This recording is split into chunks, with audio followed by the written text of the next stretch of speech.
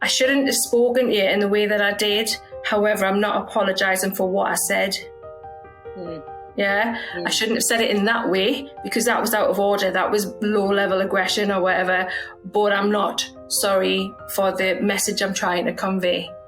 Yeah, that's that like the thing about apologizing for ourselves. We shouldn't apologize for our needs and our wants. It's down to the delivery. Just imagine if everybody was honest about how they felt and what they were struggling with, how different would the world be?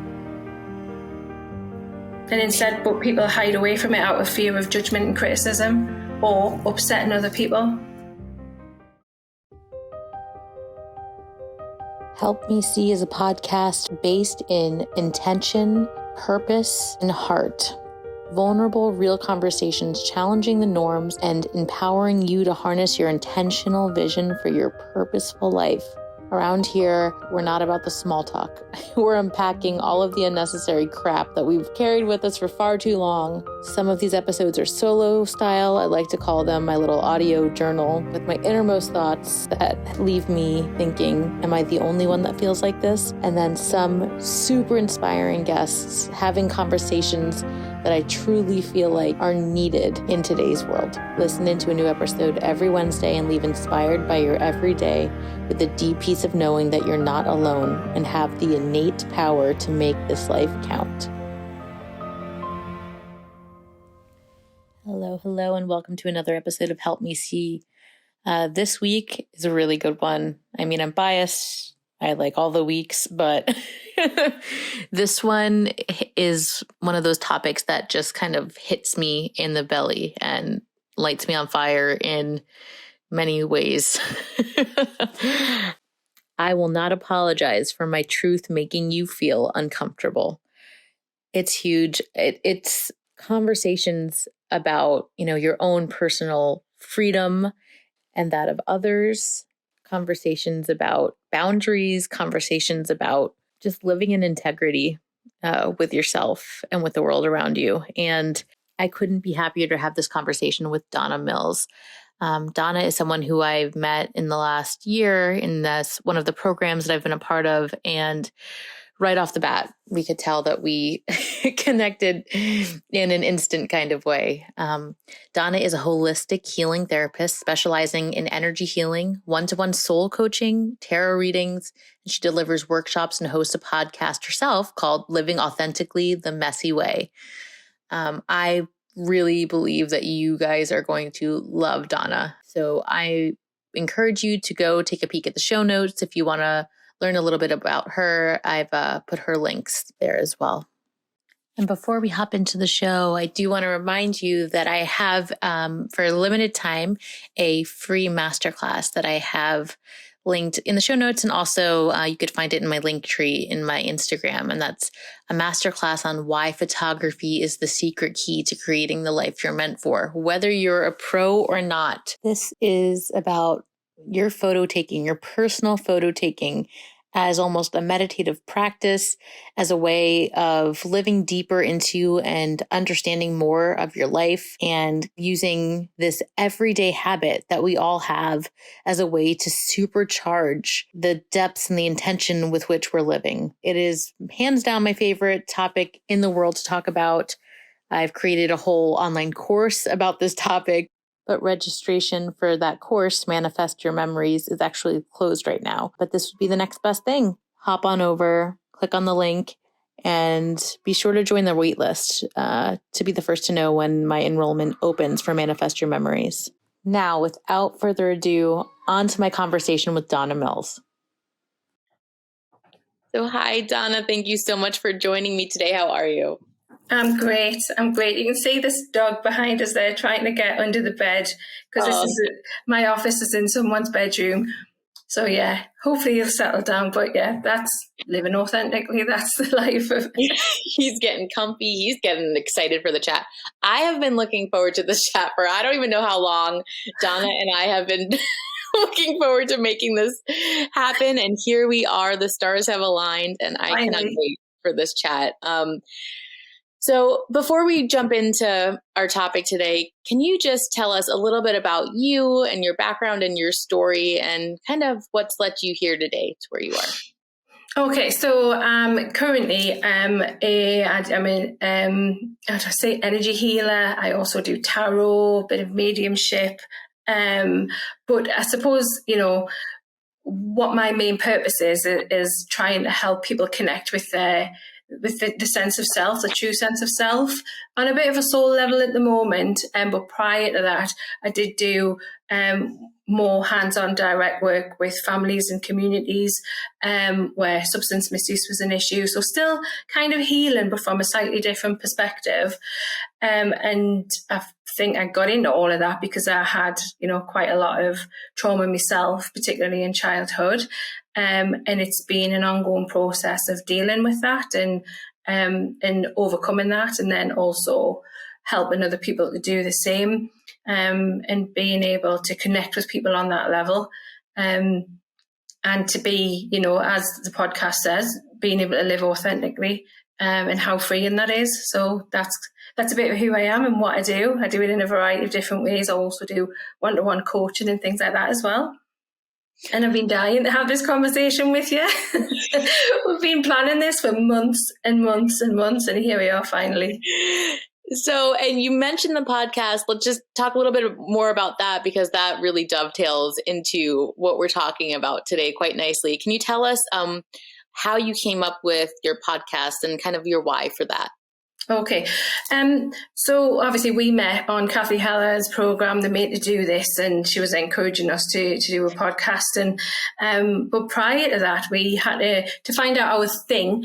We, had to send out questions to people. And, I found that the reason why people came to me was because they knew they would get that honesty, validity, all that kind of, really support that helps them value and validate themselves.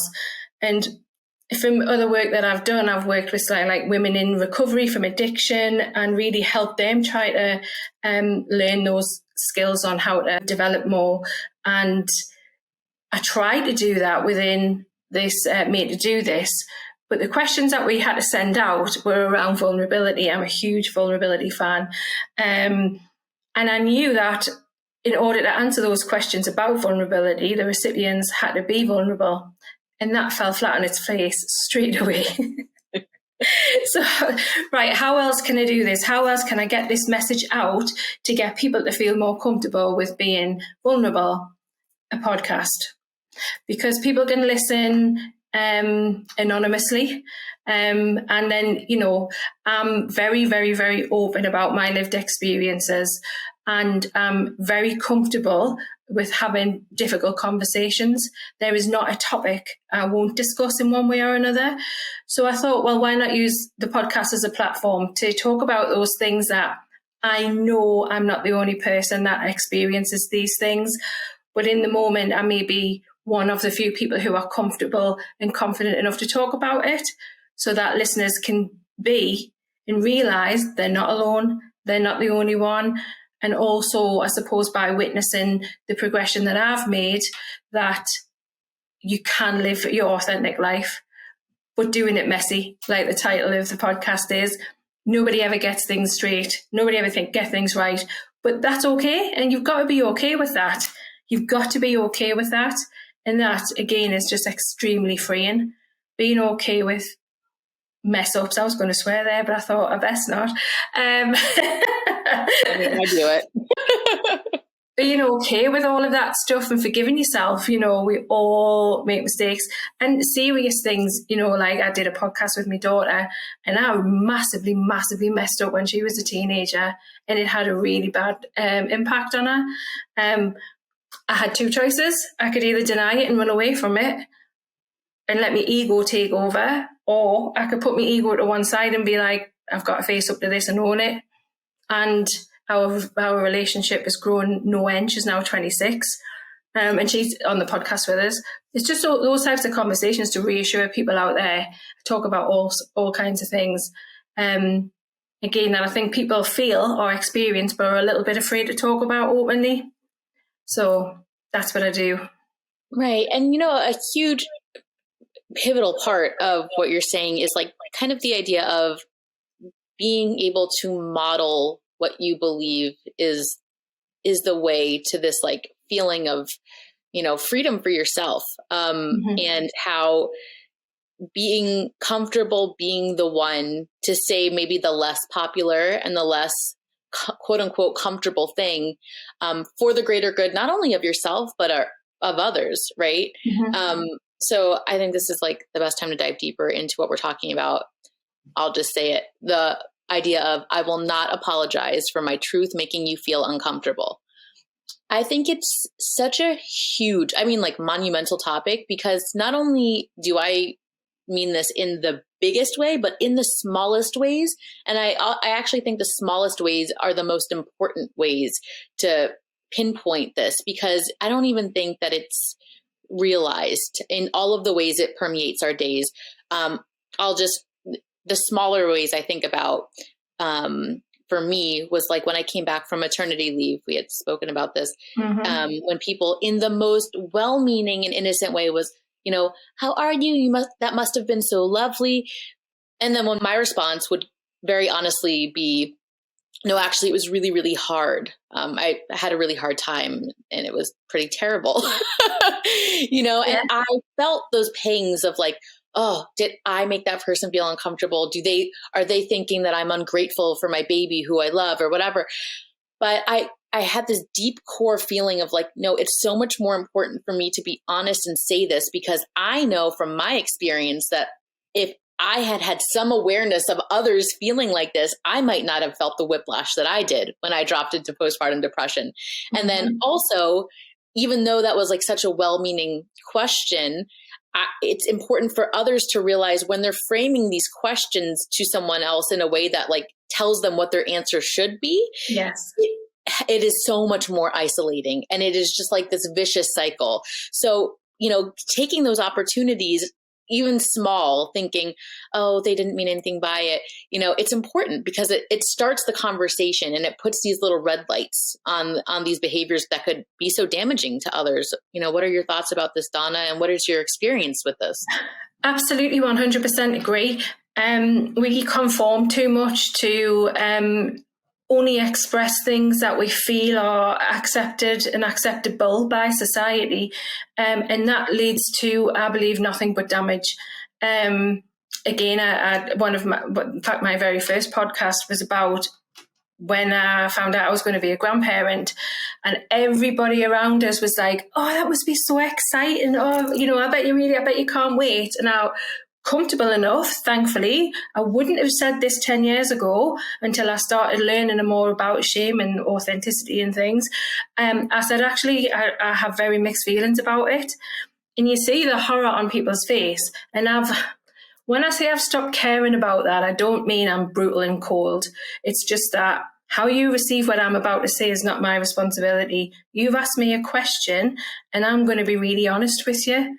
I have mixed feelings about it for a number of reasons, primarily because my daughter had mixed feelings about it. And again, the shame around that, like how dare she not be grateful or ecstatic or over the moon that she's about to have a baby. But what people never or rarely understand is there's a lot more to a person than the presenting pregnancy.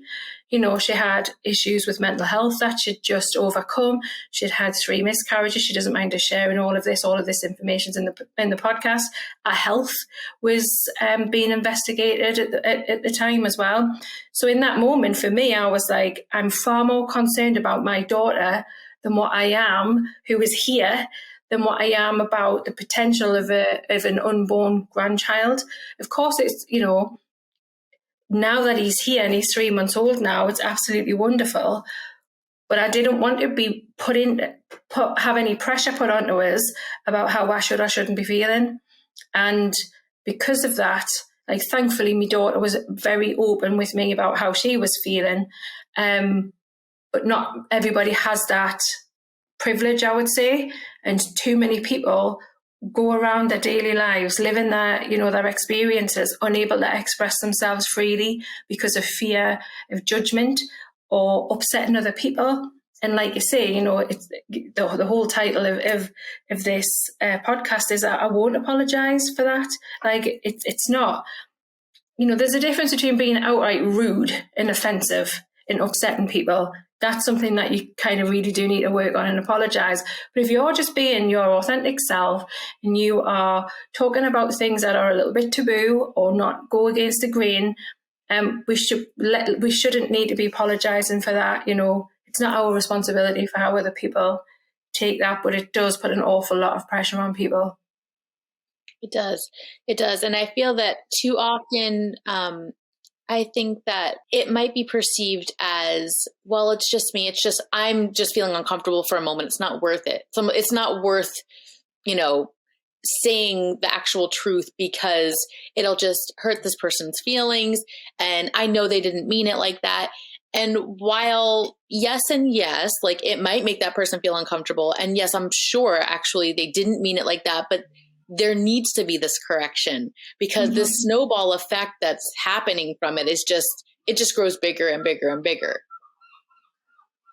Absolutely. And the more people see others speaking openly about things that go against the grain a little bit, the more it reassures people that, you can speak your truth. You can, say what's really on your mind tactfully. Do you know what I mean? We're not going about dropping truth bombs left, right, and centre like social hand grenades. We are, being very considerate and tactful. But the more people speak more openly and honestly, just imagine if everybody was honest about how they felt and what they were struggling with, how different would the world be? And instead, but people hide away from it out of fear of judgment and criticism or upsetting other people. I think about how there was a comment made about my family who I always believed to be so, they're New York Italian, in your face and very honest, and everyone's going to know how everyone feels at any given millisecond in time. And I remember one of the first comments I heard from my partner is like, "Oh, wow, you just always know where you stand." And I laughed, but, thinking about it, like that's a very, although it could feel abrupt and it could feel like abrasive maybe, but how refreshing is that there is no guesswork after a scenario occurs of like, I wonder how, XYZ, it's all out on the table. Yeah, definitely. And I think recovery is really important in those types of situations, when people are talking about how they're feeling. And even if it does maybe get a little heated, which isn't ideal, it's how well and how quickly you recover from that as a family, as a relationship, as a couple, as friends, whatever. But again, that's about putting your ego to one side and listening to what the other person has to say and not taking it deeply, deeply, deeply personal. Obviously, some people are just outright offensive, but we're not talking about that. We're talking about just being honest and sharing how we feel, and being able to, the strength of a relationship, the strength of those two individuals is being able to quickly recover from that and respecting each other's opinions. But for me, it's all about delivery. If you come at me with an aggressive tone, pointing fingers, use statements, I just shut down. I shut down from it straight away. But if you come at us with an open, presentation, and you use more I statements or we statements, I'll listen to what you've got to say, even if I feel uncomfortable hearing it. That's, I think, something else that we have to do, learn more to be better at as a society, is to feel the ow moments. Just to feel them and sit with them rather than go, no, that's not true. No, you're lying. That's not what happened. Just, hearing something about yourself that might be a little bit uncomfortable and going, oh, that stung a little bit, but I'm not going to let my ego take over, but you're probably right. Oh, but I'm just going to sit with that for a moment because it kills. Yeah. And why does it sting? Instead of like the lash out, why does it sting? I think that is, and if we, not that this is about like a how-to in any sense, but like if we could put a little bullet point next to anything about like, well, how could one go about starting to live a little bit more in this way? I think what you're saying in like the delivery is huge. Absolutely. Finding your own words that make it feel comfortable for you to express your truest self. Because of course we've all heard like the templatized versions of like a way to like go about, parenting or this or that. And I think it falls very flat when you're like, okay, that sounds like a robot. That doesn't sound like anything I would say, or, it feels irrelevant. Find the verbiage that sits well with you, that makes you feel more comfortable in speaking your truth. Right. And, as you were talking about what you were saying earlier, it made me think about not only is the benefit of being that deeply honest version of yourself in any given situation, not only is it freeing for you and authentic, but it gives that relationship the opportunity for such a deeper intimacy, right? Absolutely. Like, it's like you're both, or whoever this is concerning, it gives you an opportunity to be seen in the shadows, in the not favorable light, and being okay with that, like, gives such opportunity for growth and like a deeper connection. And I think that is overlooked. I think that we think that sometimes if we are sacrificing ourselves and like this pain and like shouldering it on our own because we love this person or because of this or that we're doing a benefit or a service, but really we're doing a disservice, right, to the relationship, because there's such opportunity for growth. Can you speak about that or your experience around that? Yeah, I mean, you just have to look at the Johari window. We all have a hidden self, not a hidden self, sorry, a blind self. We do have a hidden self as well. We all have a blind self and we can't see it. There's no way we can see it. Our blind self can get smaller and smaller and smaller with the more self-development, the more reflection, or more self-awareness we do. But there's always going to be that blind self. And I do think it's important in growth to be able to hear what that blind self is. Obviously, though, everybody has a different opinion of who you are because they see you through their interpretation of who you are.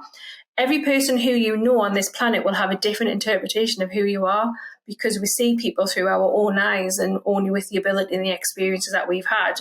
So our blind self might be different from everybody else's perspective, but being open to hearing that is really important. We might agree, we might disagree, but it's important to be open to that for your own growth, certainly for the relationship. My husband and I are really good at communicating with each other, thankfully. And there's times we have conversation, it's like, I need to tell you what's troubling me. But instead of going, you do this, you do this, you do this, it's like, this is how I feel about this. What can we do to put this right? Because as soon as you start pointing fingers against the delivery and blaming and all that type of thing, you just shut people down and they're not interested in learning that blind part of themselves. Something I heard just recently, specifically around the outcome of any given situation between two people, it's like, it's important to decide what success looks like before you go into it. And it was, I believe her name is Kelsey Murphy. She's a coach. And she was saying that, like, if I come home and I'm, talking about work and how, this thing played out, maybe I do want comfort and I do want help, like, solving this issue. Or maybe I just don't. Maybe I just want you to listen and like pour a glass of wine, and it was so right. And it's such a little thing. And when the way she said it made so much sense, because it's like just taking that moment to be like, okay, I just want you to listen to me right now. Or, okay, I really want your help on this. Will immediately set you up for a more successful interaction. Absolutely. I mean, it's become a bit of a joke between me and my husband and myself. Obviously, we've developed together over the last 6 years as well, and that we've been together. But there's been some times that I'll, be very generally female. I know this is very gender stereotypical, but I'll come home and I want to emotionally offload. And he is very generalized. Male will go into, well, what you need to do is, and I'm like, no, all you need to do is put your arms around us and go, that sounds really shit. It sounds like you've had a terrible day, like, come here, everything, it's all going to be fine. Like, just, but he goes, right, so what we need to do is, and I'm like, I'm capable of solving my own problems. I promise you, I just need you to say that sounds shit and really validate that I've had a shit day. But we just laugh about it now. As soon as he'll go, oh, I'm problem solving, aren't I? I'm like, yes, I just need a hug. Do you have like you pull on your ear or you just go like this? I just say it. I'm like, this is not what I need. Oh, yeah, right, okay. Without, I don't get too caught up in it. I don't go like, oh, there he goes again. I'm just like, this is not what I need. But again, that's been through conversation, really, really open, deep conversation about what we expect from each other, what we need from each other, and not being afraid of taking that risk of having that difficult conversation, because that's very vulnerable. You're in a vulnerable position. If you talk openly about your feelings and your needs and your wants, you've got no control over how that's going to be received, what the outcome of that conversation is going to be. For all I know, I could be going to a conversation with my husband talking about something that's troubling us. He could say, do you know what, I'm done with this. And every time you have a conversation with somebody that's emotive, that puts you in a vulnerable position, that's the risk you're running. Yeah. But to say nothing is definitely damaging. Yeah. To say something is only potentially, and I'd rather take the risk. Right. Exactly. Similarly, told my partner, I'm like, here, let me give you a cheat code, because he's very laid back and I'm not as much. And I think that not as much, how forgiving was that of myself? I was much laid back. No, but and then I think our partnership, even though it's a nice balance, it sometimes exacerbates those traits. Mm-hmm. And so I worry a lot. And, I told him, here's a cheat code. Insert before any response you give me, I understand why you might feel like that, and then say whatever you want. But that's a validation. That's a validation. That's all we need. If somebody starts a conversation with, I understand, straight away, because I used to teach communication as well, and that was one of the 7 parts of effective communication. That's one of them. As soon as you say to somebody, I understand this must be really difficult, or, if you want to complain to your partner about something, just say, look, I understand that you're really stressed out with work at the moment. You instantly bring down that defense. You're saying, look, I get it. Things are tough, things are hot, whatever, but we need to still deal with this.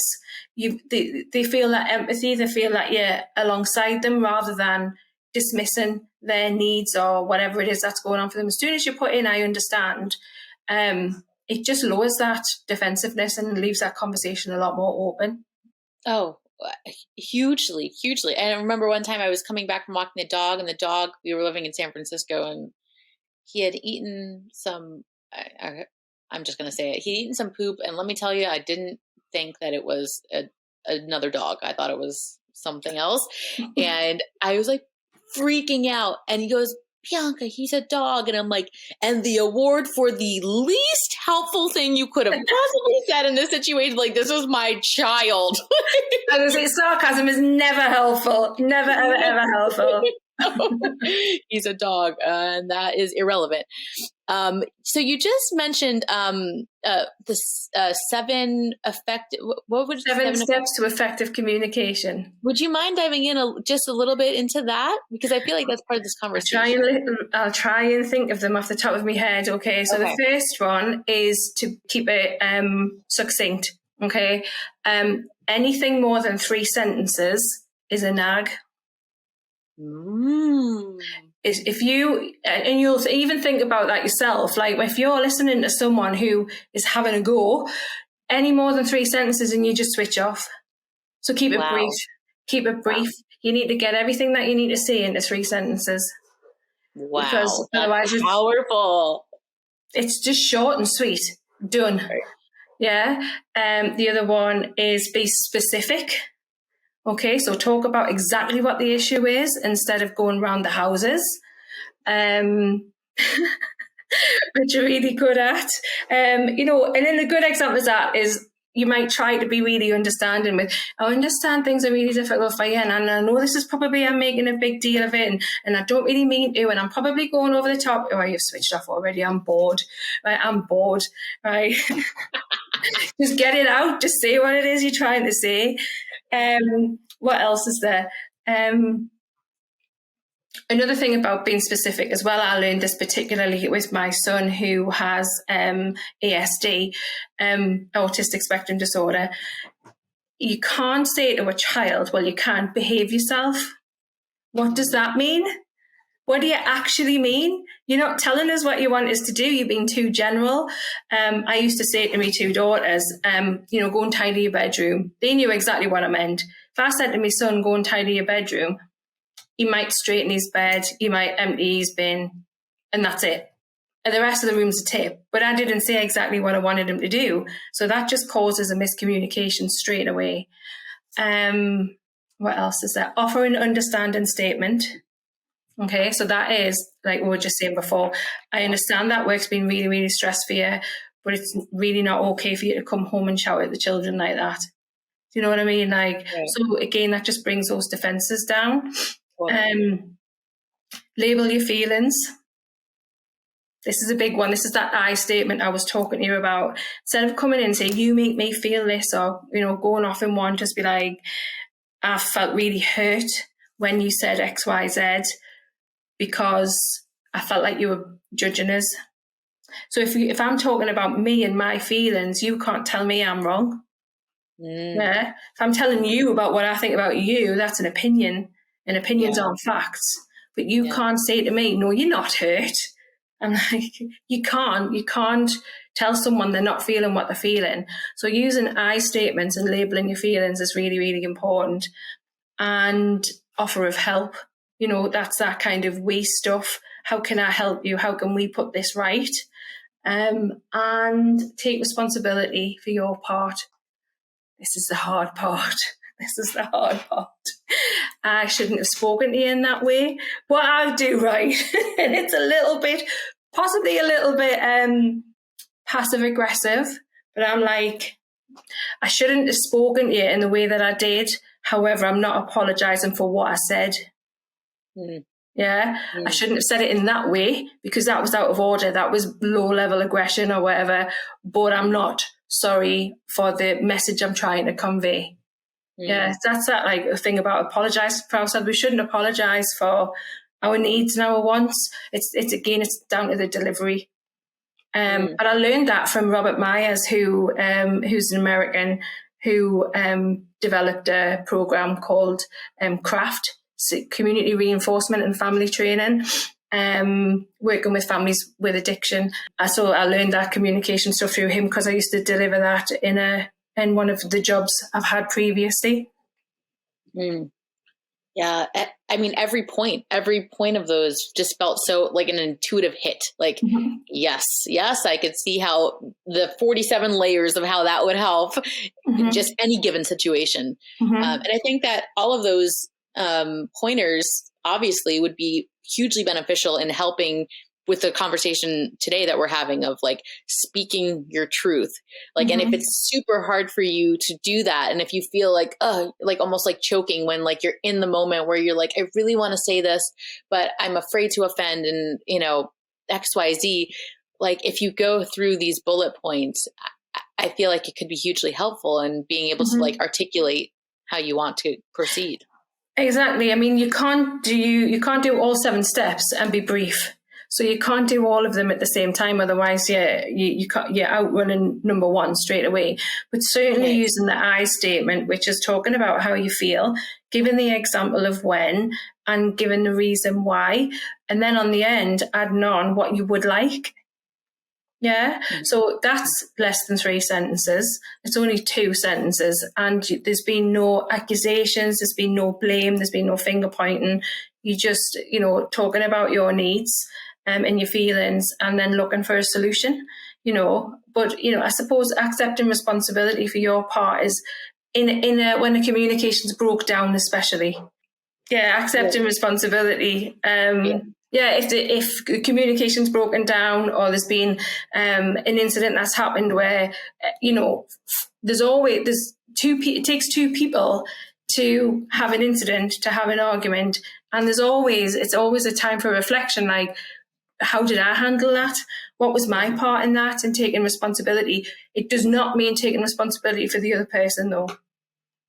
Absolutely not. Just for yourself and your part. Exactly. Exactly. Yeah. So this conversation really feels so needed for me right now. There was a conversation that I had seen on a Facebook group that really bothered me. And I saw so many different layers of what we're talking about in it. And it was just someone had posted looking for some support.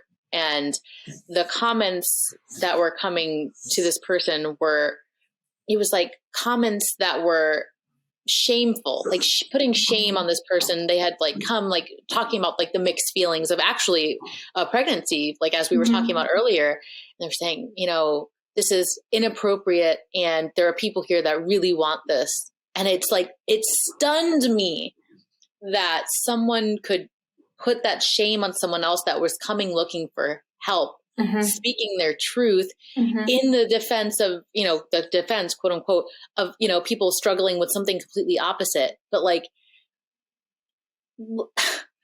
so like the intention of that person was not harmful. However, it was completely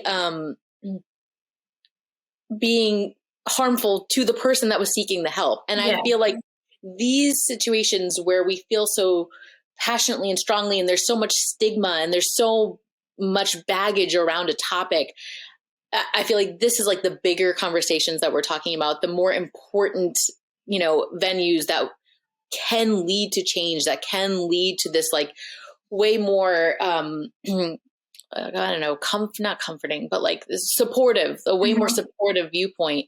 How do you feel about that?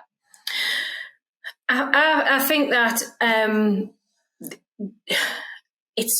don't feel it's fair to criticize one party because of another party's experiences.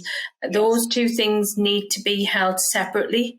You can, just because one group of people are struggling with something and the other group of people are maybe not enjoying that experience, doesn't mean that both aren't valid.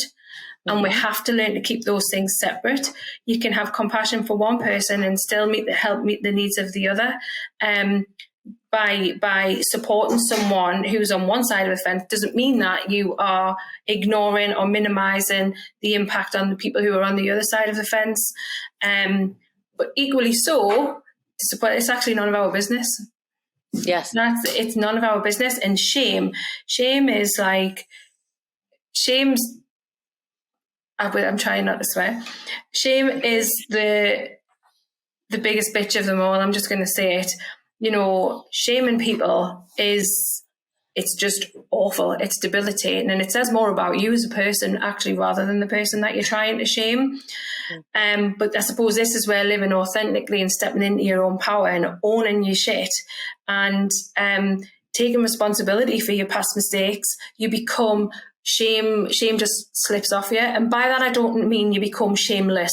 That's quite reckless. That's, but like, I've owned my shit and I've made mistakes. I've took accountability. I've held my hands up to it. So I don't feel shame around that. It is so freeing. But what that also means is that if you bring that conversation up to me and I'm like, yeah, you're right, I did mess up. I made some really quite potentially tragic decisions while I was growing up and learning and finding my way in the world and dealing with my trauma and all that type of thing. But it doesn't have a hold over us anymore. Because when you're living in shame, obviously you don't talk about it. That's the one thing that shame doesn't want you to do, because the less you talk about it, the more you have. And that's shame's whole purpose. But if you don't talk about it, you can't ever find a resolution. You can't ever find, that you can't ever heal from that because you can't talk about it. People who try to put that shame on you, like I say, that says more about them than you. But yeah, it's just so freeing. Like, it's not to not care, but it's like, yeah, I did that and that was who I am and I've learned from that and I've moved on from that. And when you live in, if you haven't dealt with that shame, you're always running from something. There's always that fear. And I say a lot of people maintain in relationships, friendships, whatever, because that other person knows something about them that they feel really ashamed of. And the fear of, if I end this relationship, all of that shit's going to come out. And people stay in quite toxic situations out of fear of what might be spoken about them, or they're unable, like I say, to move on from their own mistakes or their own trauma or whatever because of the shame of talking about it. Like, we just need to get rid of that. It's just so unhelpful.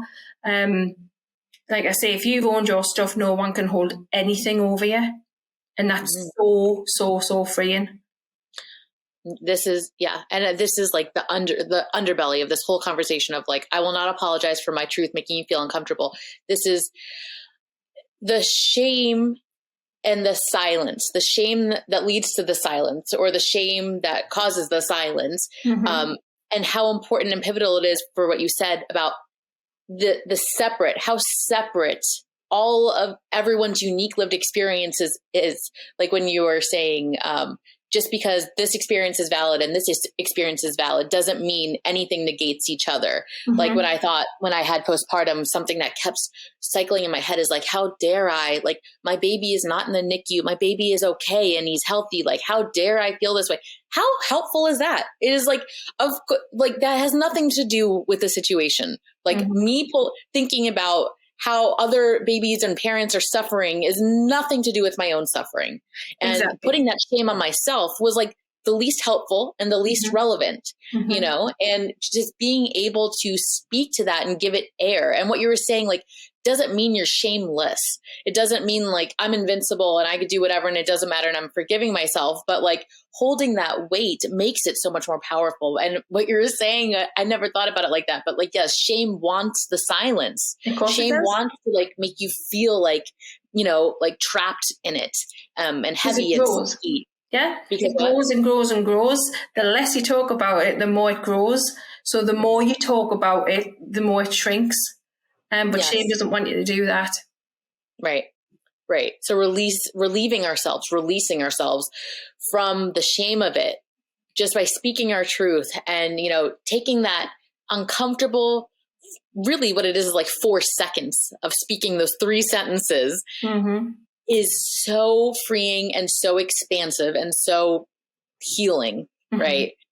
So, it absolutely starts with self-forgiveness though.